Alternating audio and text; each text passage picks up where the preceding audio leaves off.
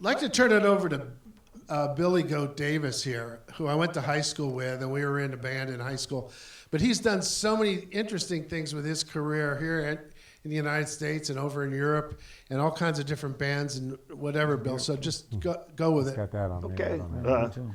Well, I did take a 35-year break from this band in between, and I'm one of the, I guess I was the few that never had to actually work a real job. Every job I ever worked was some kind of music job, and I've done, performance and sound and booking in every aspect of the music business you can think of.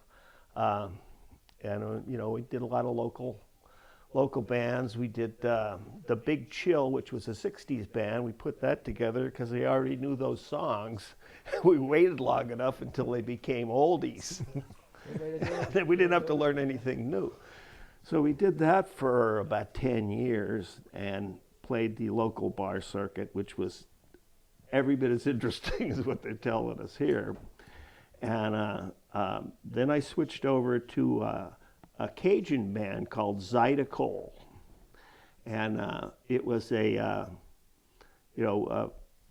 play lots of different instruments. I think I played 6 instruments in that band: fiddle, keyboards, guitar, mandolin, harmonica, and the frottoir, which is a rub board. One interesting, there's a brewery in Harrisburg, the Appalachian Oh, Brewery yeah. Company. And Bob and I frequent the place, we're members there. So we're there having dinner, and we got talking about old bands, and he's got talking about Billy and Goat. I said, I wonder what Goat's up to now. I haven't seen him in a couple of years. And there's this band playing upstairs. So we decided, let's go up.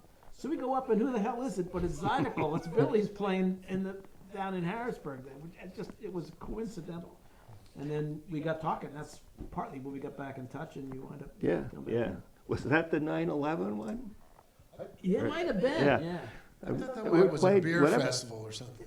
Yeah, No, that was a different festival. But we did play there whatever the weekend was after 9/11, and they had called out the National Guard down to Fort Indian Town Gap, and the guy gave all of the people there, like, he was giving free drinks. Now, they were pretty good. They were nice, but it was the other folks that were just kind of getting a little overzealous on the whole thing, because you really didn't know what was going to happen at that point.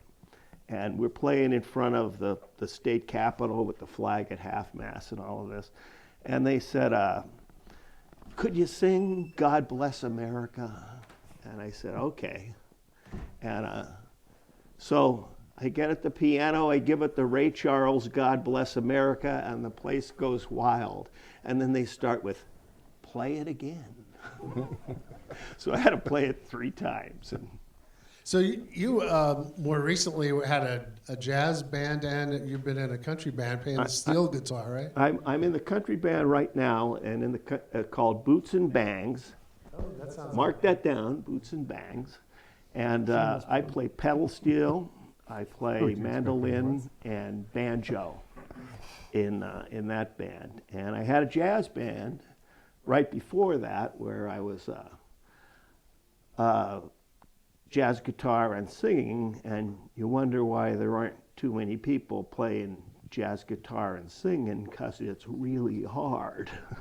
It's those jazz chords, right? Yeah. Got to use all your fingers. Well, it doesn't follow along the beat, you're kind of comping behind the beat. Didn't you have like a tuba as the bass? Yeah, we had it was me on the guitar and mandolin and vocals, and we had a left-handed drummer playing cocktail kit. We had a girl playing the tuba, and we had a horn guy who did the different saxophones and flute and that kind of stuff. And he was like, he had a doctorate in music from Temple. Yeah. So this guy could read like the newspaper. Okay, how about over here, guys? What are you doing now, Dave? I know you're in a bunch of different breakout groups. Yeah, as currently bass player with Whiskey and Woods. We do anything from a duo to a 5-piece. John will bring this up as well. And I do some single acts now, as well as I sit in for Lance Thomas Band, Josiah Thomas. I fill in with a band, Tommy Waskevich, who happens to be the son of Ratty Waskevich, who was our bass singer. He was one of the founding members, original members of the band. And his son is following in his footsteps, so Ratty told me before he went that I have to keep an eye on him and keep him from playing disco. So, and fortunately, Tommy will never play disco. But coming into Tom Slick before I was back, I did a few years with Lex Romaine in various factions. That was his guitar player, Bruce Carver, is who taught me swing, which, you know, was 18 years old. That was pretty intense. He handed me a book I still have and I still can't read. It's called Oscar Peterson's Guide to Composition. Oscar Peterson. And he handed this to me from, you know, an 18-year-old stoned bass player who doesn't read music and thought this would benefit me in some way. It didn't. But, and then in between that, I stayed with Slick. I did a lot of fill-ins, bands here and there. I did spend a little time in Ohio with a band called Indiana, which was a... Wait a minute. In Ohio with Indiana. That's Yeah, well, Indiana wants me, but Yeah, I we can't actually go back rehearsed there. and played in Indiana. That's how we come up with the name.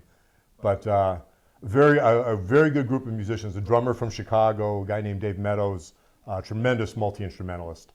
And we gave it a shot. We actually even went to A&M Records in New York and sat on Wall Street in the offices, tried to get a contract.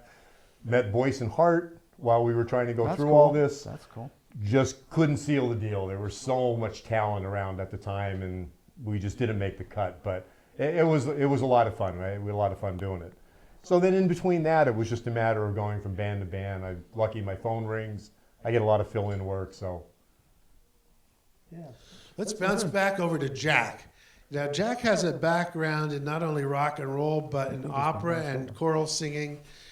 And I have a little bit of that one too, but I'll let Jack describe it. Well, it was probably back in the early 90s. My daughter got involved with the Harrisburg Opera Children's Chorus. And so she asked me if she said, Dad, you should audition for the adult chorus. And it was a big opera company. They brought, you know, there was a paid chorus. The principals were all from the Met. I mean, they brought in real people that had a full orchestra. So I'm like way over my head here. I was like jumping in I don't read music, so I went to the audition. I got in, and I performed for probably about 7-8 years with the opera, and it is intense because they know what they're doing, you know, and you gotta be there, and so it took a lot of rehearsal, and everything has to be memorized. So it was a challenge, but it was great. The company it just became too expensive for the company to persist. So we haven't done that for a while. So I did get Bob involved in it in the end. The deal was that I had to sing with his church choir. Yeah, right. So I still sing with the church. It's an excellent. It's a very good choir we've been singing like 20 years with, and a lot of classical music, a lot of liturgical stuff. But And they bring in contemporary composers sometimes we do their pieces. It's a lot of fun. It's a totally different genre. But very enjoyable. I mean, I enjoy it almost as much as rock and roll. It's just a challenge. It's definitely a bigger challenge. Yeah. In a way, because there is no, you know, when we play, we have pretty well organized songs. You can't vary, but there's some leeway. You can, when you're doing these, it's precise because you're singing with 30 other people. You can't choose anything. You better be right where you're supposed to be, or you stick out like a sore thumb. So. Yeah. How about the two Johns here? Oh, okay. You guys want to talk? Sure, we'll talk. Just along the way, this is a family kind of band. It always has been since I was here, and that's how I got into it. I was in a band called North American Bear, and I was dating Rick Joseph's cousin, who lived next door to him. And Rick Joseph was our drummer and leader, more or less, business leader anyway. And so, sax player, she said, "How about me?" And so Rick called and said, "Come on over." So that's what I did. Now, some Instances of things that happened along the way, like when I was in a band called Jimmy Wynn and the Rhythm Blues. it's called the Inner Circle. It was jammed. We were like right on the edge of the stage. I was playing a baritone sax that's about this high. Weighs about 35 pounds, and my strap broke. The sax to the crowd. And I don't know if some kind of like karmic thing or something, they parted just enough. That sucks to go down, and then a second later, a hand went back. Now that might have been what really happened, or so I thought happened. That's sort of what happened. That's the story, right? A lot of colleges, so we had Agent in a lot of colleges. We're doing like current stuff, rock and roll, harder rock, and we played a place on Christmas at Bucknell, and they were nice of us. They put us in the different dorms and stuff for us to stay over because we couldn't go home. We were kind of overly happy, and they put two of our sound men in a dorm. In one of the dorms had a fireplace made of cardboard, and he got a little cold, and he thought it'd be a good idea to set a fire, and he did. It's probably good for a couple of minutes. That didn't turn out too well. Until the evacuation dorm. Oh, there have been some great. And a lot of Tom times. Slick stuff, a lot of good times, a lot of. We got talking Times in before this room. about some crazy things that happened on stage, and Dave was talking about, we used to do it, and we still do this, in fact, we may do it later, we do Runaway. And when we do Runaway, one of the guys, Big Daddy. Jerry Kuhar, would run out into the crowd and grab some chick and bring her up on stage while then he's singing and bring back the Runaway. So he'd dance with her, and he'd spin around and this. Well- You'd take over. Well, Big Daddy was just like you would imagine. He was big. That's strong, guy. And strong guy. So we'd send him out when he would come back with these girls, and he would get up on stage with them, and we'd be singing the song, and he'd be spinning them around. Picking him up. So he's holding this girl the one time, he brings her up on stage, and he starts spinning her around, and the first time he spins around, the audience goes wild. And we're thinking, okay, the audience is like, they're into it tonight. Well, then he turned around halfway, and we looked. Well, the poor girl has no panties on. And she's wearing a dress. Well, every time he spun around, the crowd went wild. He spun it around about 10 times, I think. She didn't So- seem to mind a whole lot. No, she was a little blush, but she took it very well in stride, I think. Yeah, those were great days. That was at the Highlight Lounge. Yeah, that was the infamous highlight. John, tell us what. So as you can tell, I'm the youngest of the group. No. I'm Benjamin Buttons of the group. I age backwards. I started playing music in clubs and in venues when I was 15, 16 years old. I've been playing ever since then. Of course, I'm the drummer. My parents are musicians. That's where I grew up. They are well-versed. I learned from them of everything I know is stage presence, music, everything. So I owe a lot to them. I started with bands. Actually, the band that I started with was a high school band with Gary Mikulski and Rich Zavrak, who I still keep in touch with to this day. We then went Gary from a does high our school. sound. Yes, Gary does our sound. We then went from being, the high school band. Then we went into becoming a jam band, which was Old Cabbage. That actually brought us into the music scene. We did a little bit of road work. We released an album. We put a lot of hard work into our music. Then I'm also in a band called County Lines. So that's with Jamie Anslone and also Gary Mikulski laying on bass. And then over the years, I developed, playing with Dave in Whiskey and Woods and other various groups. He came to me one day at a practice when I was playing with another group with his, and he mentioned that there's a band that needs a drummer. Good job, Dave. And he said, I don't know if you're into this, but would you try out? And I said, okay. I said, what is it? He said, well, it's different. And I have a CD here, and if you could learn a couple songs and tell me what you think. So I went home, I popped the CD in, and I listened to it, and I thought, oh my God. I'm going to try this because I've never played this music before, and being a musician and growing up in a music family, I thought I'd listened to every type of music in my life. That was wrong. So I was at a task there. So I sat down, talking to my wife, and I literally listened to that type of music, that 40s, 50s, 60s, but like the doo-wop stuff that I never listened to. I played that continuously through my house for months. My wife loved that, and I practiced really hard to get the feel, the vibe, and one thing that I did learn from the music, when you guys tasked, the songs for me to learn. The album and the CD that was provided to me was your album, was your CD. Made right here, as a matter of Made fact. right here, Yeah. right. So Beers were spilt over that. that's why it sounds so good. Yeah. So I realized that back in that time, with the studios, when I went to listen to drum tracks, there were no drum tracks. The drums were not predominant in that music at all. You had your vocals, you had your guitars, you had a little bit of bass, and sprinkled in there somewhere was drums. But it wasn't that predominant. It didn't stand out to me. So I had to write some of my own drum licks to incorporate. And again, Dave being on bass, I mean, rhythmic section, we kind of like have that connection, and the rest of the guys, you guys are good. But we developed. It's a rhythm. Yeah, it's a rhythm thing. But we created, and I think, I add my own touch, but coming into the group, I met Sheffy, because we started, along with Dave. After I learned the few songs, we met with you. We went over the 3 or 4 songs that I had to learn. I got to know Sheffy, and then I was brought into the group. And you still wanted to join? No, you guys forcibly keep me here, and I don't know why. We have pictures. But again, that was 5.5 years ago, so I'm happy to be with these guys. I mean, to be with this group of guys and to hear their story and go through each show and get to know them personally and their families and everything that you guys have to offer. It's a real blessing to be with these guys, because I mean, they're great musicians, and to open the door to let somebody in like me, I mean, I find that a huge as a compliment as a musician, because I really hope the younger generation and the music that comes out of there is just as good as these guys have laid the groundwork for.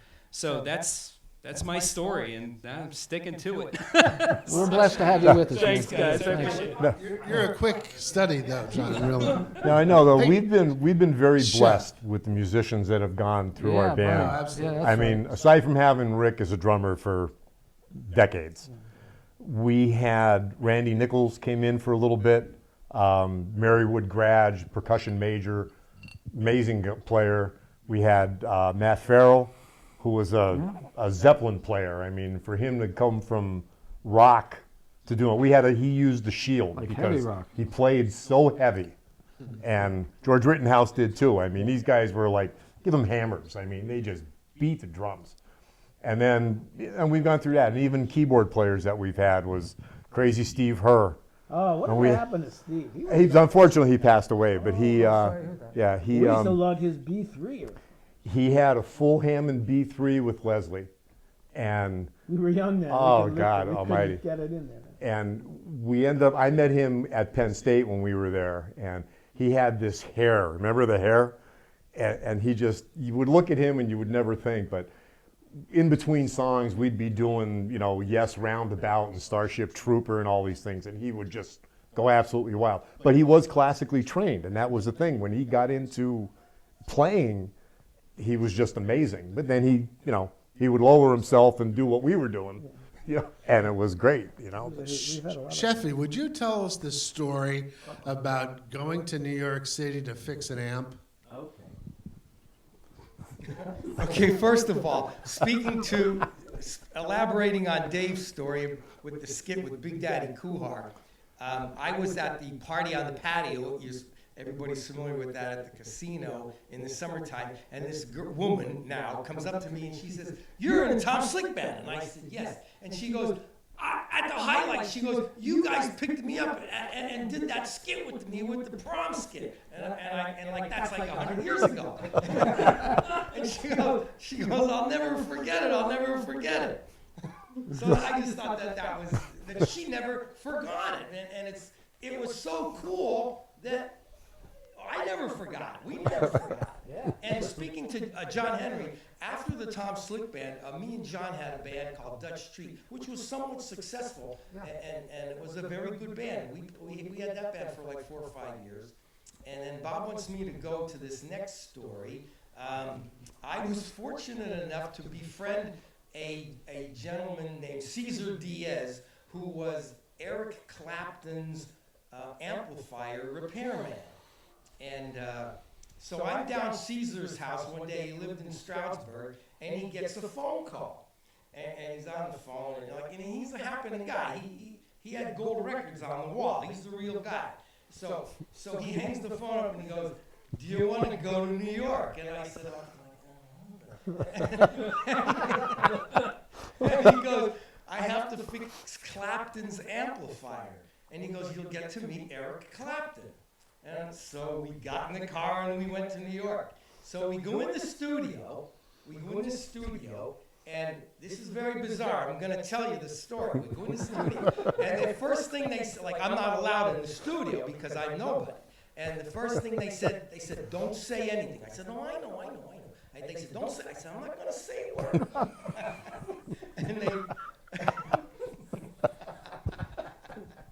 and they said, "Just sit there and just pretend that like you." I said, "I know."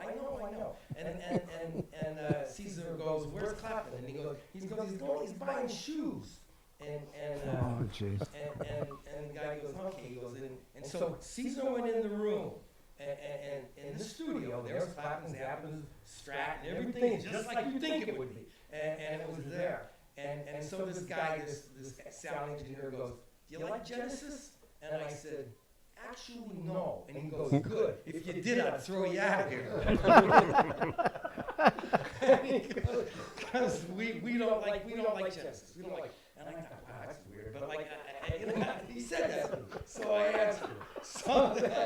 So then all of a sudden the door opens and Clapton comes in, and he says hello to me, and Caesar introduces him to me.